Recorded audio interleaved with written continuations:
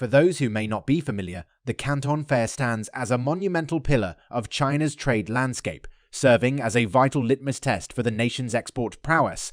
This colossal event, held biannually in the bustling city of Guangzhou, beckons hundreds of thousands of discerning buyers from all corners of the globe, all converging with the singular purpose of procuring the finest made-in-China products. However, the most recent autumn iteration of this month, long spectacle, bore witness to a stark and disheartening downturn, an unmistakable reflection of China's less than rosy trade climate.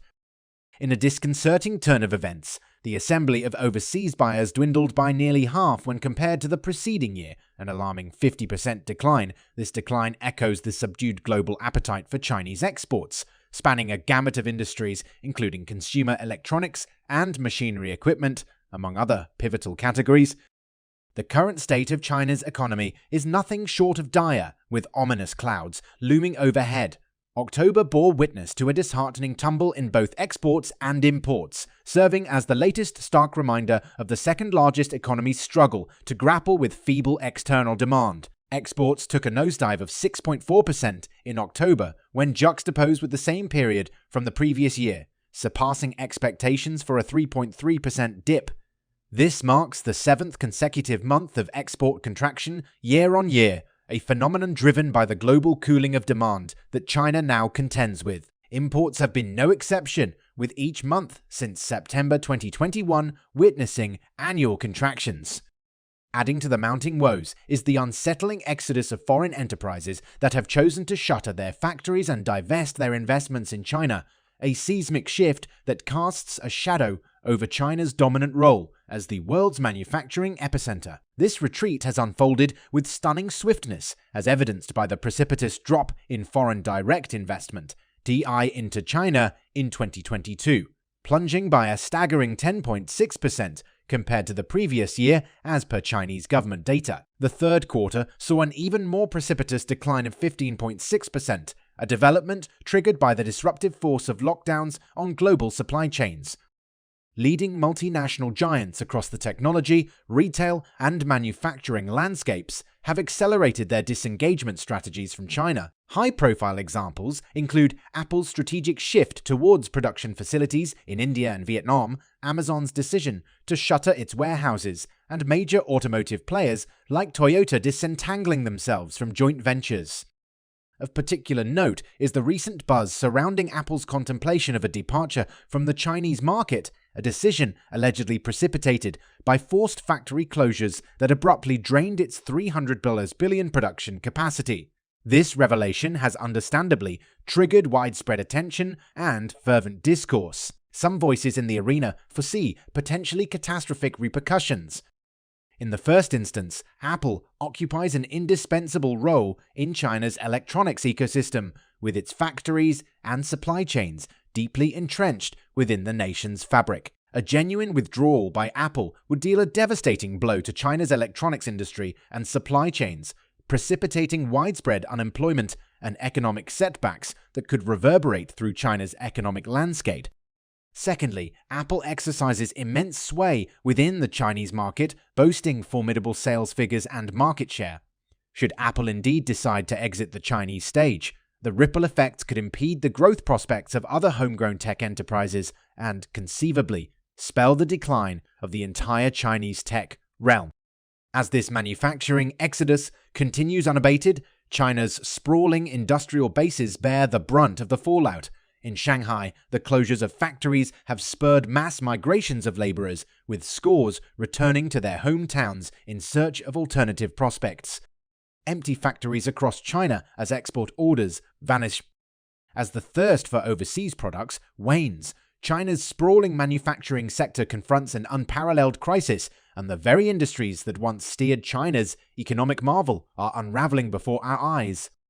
Export orders from multinational juggernauts have plummeted precipitously, sending shockwaves throughout Chinese suppliers tethered to American and European markets, with sales plunging by an alarming 40% in some cases. The once bustling factory floors now lie eerily dormant, their former inhabitants, the migrant labor force, returning en masse to their hometowns.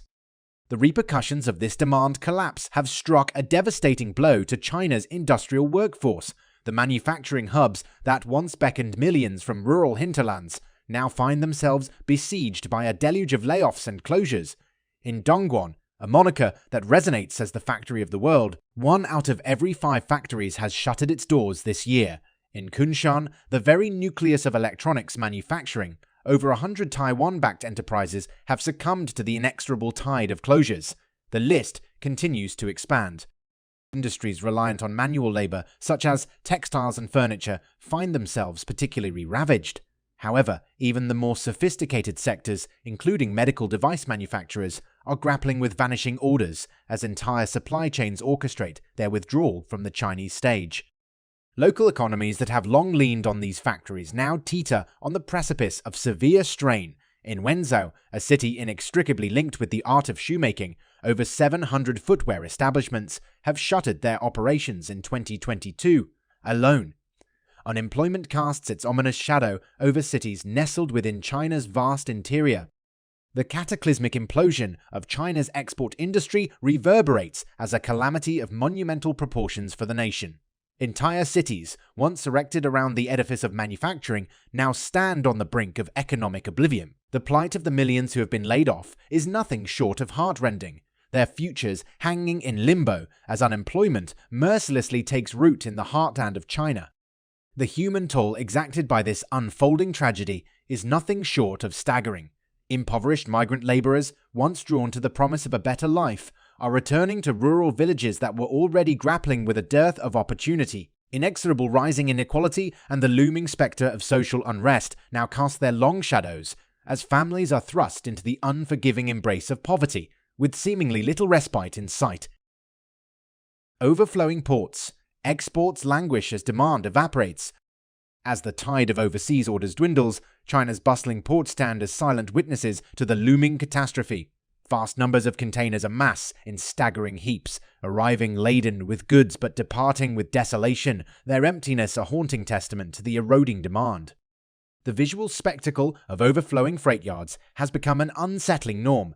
At the port of Ningbo, the third busiest in the world, towering stacks of containers reach vertiginous heights, a monument to the hushed trade. Shanghai's port, the global giant of maritime commerce, struggles under the weight of nearly 250,000 TS, their congestion choking the once thriving terminals.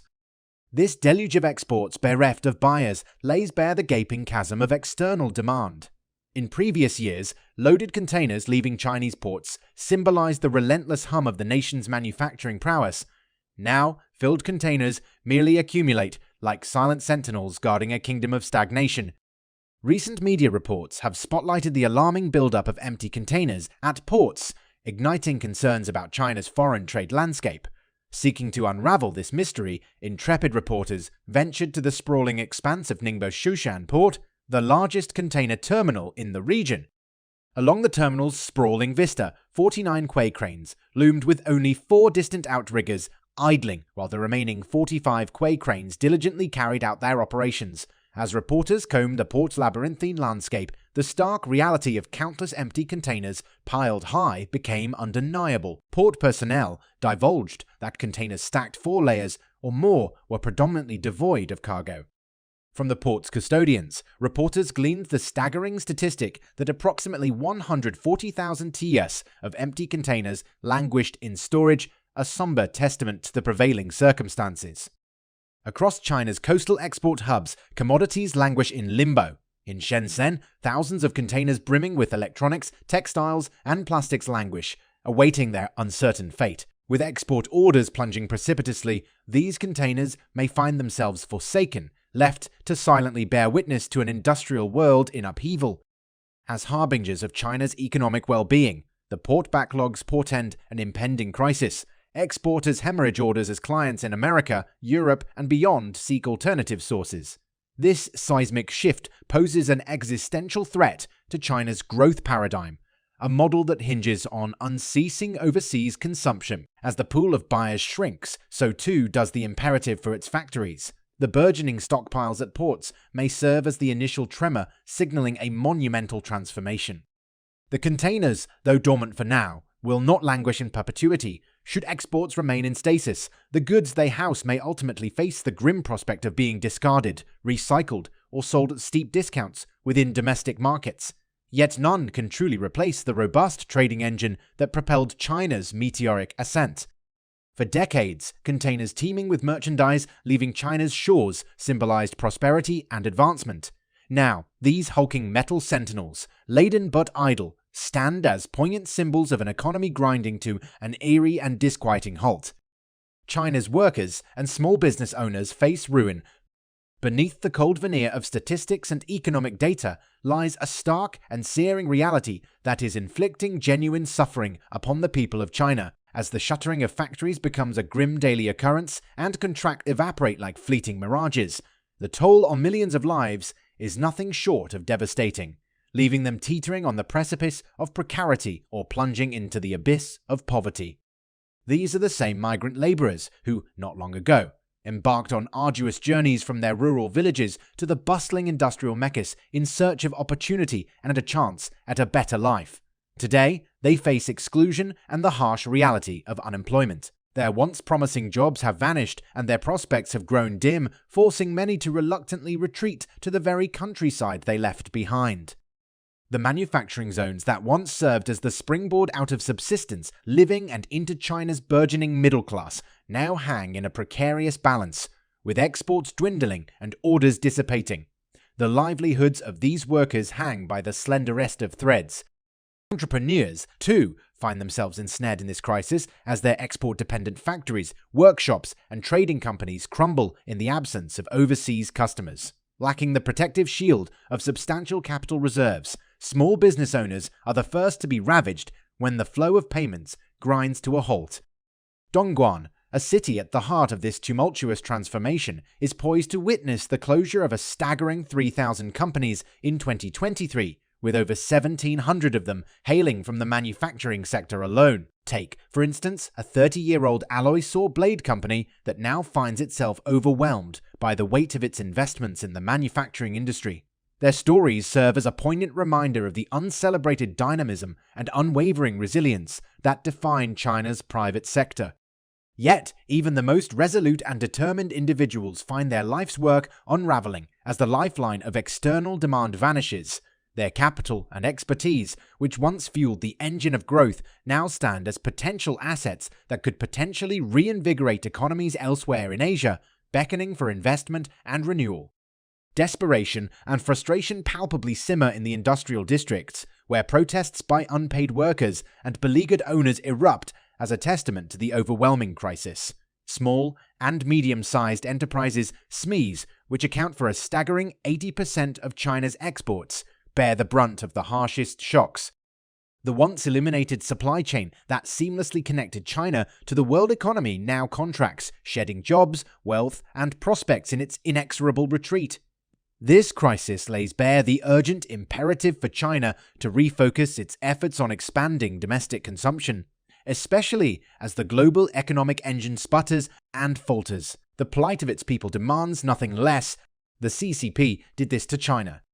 China's authoritarian regime has meticulously crafted an increasingly treacherous and adversarial environment for multinational corporations, casting a pall of uncertainty and anxiety over their operations. The landscape is marred by abrupt regulatory upheavals, the murky implementation of policies, and a clear bias in targeting foreign enterprises, all pointing to a deepening undercurrent of economic nationalism. The encroachment doesn't stop there. Abusive cybersecurity reviews serve as a menacing tool to extract technology transfers, forcing overseas companies to relinquish their most sensitive intellectual property and coveted source codes. This coercive tactic underscores the extent to which foreign firms are made to bend to the government's will. Meanwhile, the nebulous anti-monopoly regulations and favoritism towards state-backed giants create a rigged market, systematically disadvantaging foreign competitors in favor of domestic behemoths. As if this weren't enough, the harassment of foreign travelers has reached alarming proportions, painting a picture of an Orwellian surveillance state at its zenith. Intrusive border checks, constant surveillance, draconian restrictions on movement, and pervasive internet censorship combine to create a dystopian scenario for visitors. The draconian data laws further exacerbate the peril, granting unfettered access to corporate secrets to the thought police. The introduction of new regulations has weaponized obscure bureaucratic requirements, effectively purging undesirable foreign entities from the landscape, with a particular focus on sectors like education and civil society. Those who dare to remain must tread with extreme caution, navigating a labyrinth of ill-defined ideological red lines that threaten arbitrary reprisals. Beneath the veneer of international cooperation, the unyielding apparatchiks in Beijing harbor ambitions of isolating China from the global economy. Their vision foresees a dystopian realm of totalitarian control and a forced embrace of self-reliance. For multinational corporations, this descent into neo-Maoist retrogression heralds a new era fraught with peril and desolation, a landscape where danger lurks around every corner and hope dims on the horizon.